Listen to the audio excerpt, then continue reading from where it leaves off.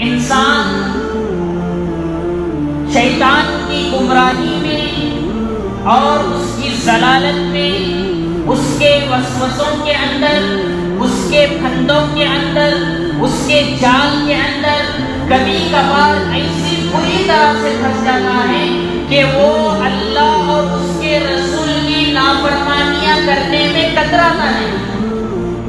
یعنی شیطان اتنا زور سے اس پر محنت کرتا ہے کہ وہ اللہ اور اس کے رسول کے خلاف آوازیں اٹھانے لگتا ہے۔ شیطان یہ نہیں کہ صرف اور صرف اسلام والوں کو ہی بہکاتا ہے، ایسا نہیں۔ شیطان انسان کے پیچھے لگا ہوا، مسلمان ہی کے پیچھے نہیں بلکہ انسان کے پیچھے شیطان لگا ہوا ہے۔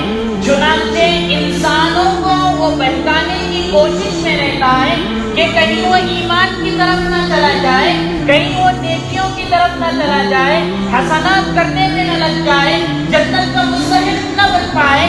اس لیے وہ پوری طرح سے اپنی کوشش، اپنی جدوجہد اور اپنی کاوش لگا دیتا ہے کہ انسان کو وہ بہکائے، انسان کو گمراہ کرے، راہ راست سے بھٹکائے، اور اسی طرح اس کی دنیا بھی اور آخرت بھی برباد کر دے۔ اسی لیے اللہ نے قرآن مجید میں کہا ہے ان الشیطان للانسان عدو مبین۔ للمسلم نہیں کہا اللہ نے، للانسان کہا ہے۔ قرآن کی آیت میں اللہ نے کہا بے شک شیطان انسان کا کھلا ہوا دشمن ہے، سب سے بڑا دشمن ہے۔ موجے زبان میں اگر اس کا ترجمہ کیا جائے، جان